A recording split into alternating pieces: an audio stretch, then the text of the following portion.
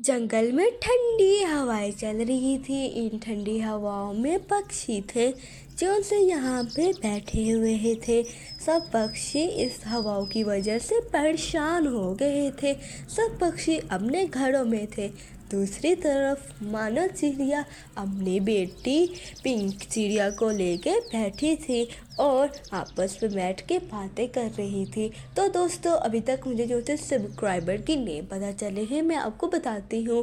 First number पे आती है हुड़िया जान, और दूसरे नंबर पे तबिंदा डोगर, तीसरे नंबर पे अमारा नूर, चौथे नंबर पे इफ़रा खान और पाँचवें नंबर पे मरियम खान। तो दोस्तों, अभी तक मैंने इतने ही नाम चुने हैं।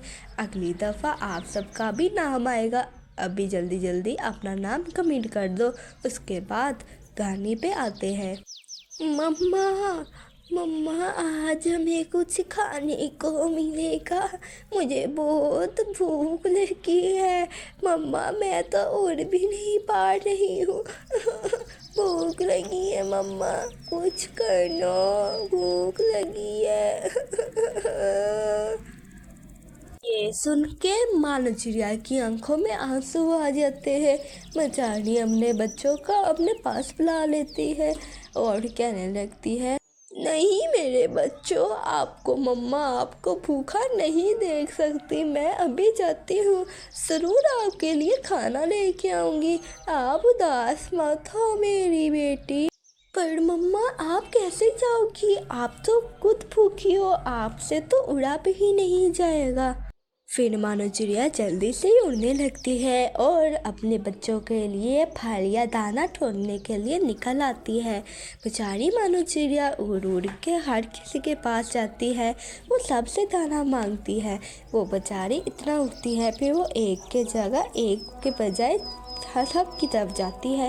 वो बेचारी सबसे दाना मांगती है, पर मानो चिड़िया को दाना किसी से नहीं मिलता। बेचारी मानो चिड़िया उदास होके उड़ने लगती है।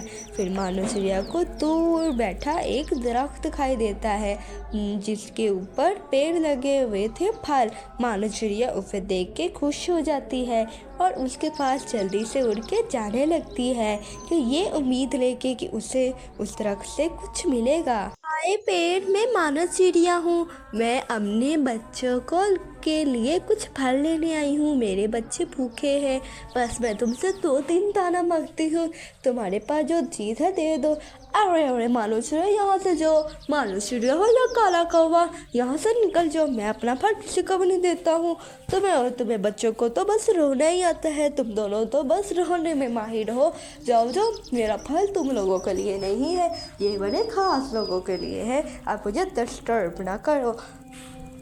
ये कह के ये ट्री चुप हो जाता है। बेचारी मानो चिड़िया इसे देख के उदास हो जाती है इसकी हरकत पे।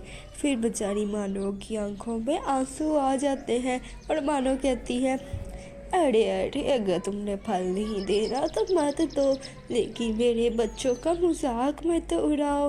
वो है, अरे अरे, जो जो एक माँ बनो, माँ मजबूत बनो, फिर ही जी पाओगी। अपने बच्चों को बस अच्छा खाने पीने को दो। जाओ जाओ, मेरा फल किसी के लिए नहीं है।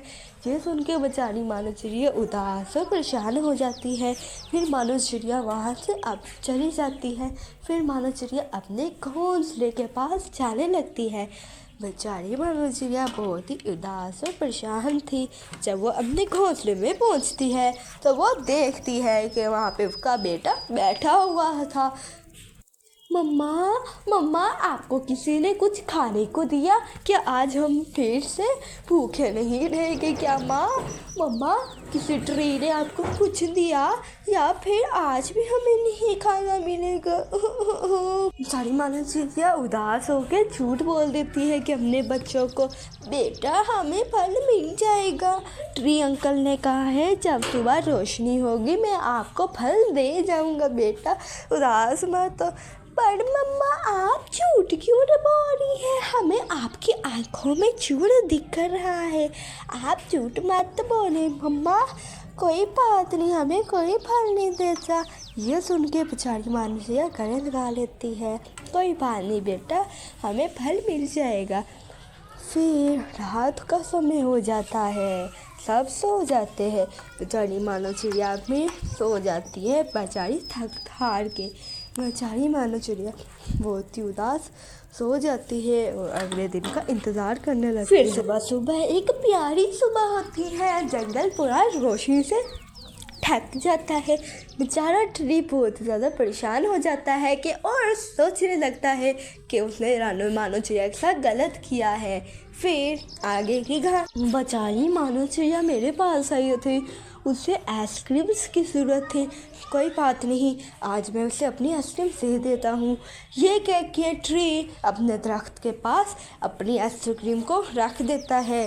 फिर दूर से मानो चिड़िया ऐसे देख लेती है और उस आइसक्रीम के पास आने लगती है। फिर मानो चिड़िया इस आइसक्रीम के पास आती है और अपने बच्चों के पास ले जाती है।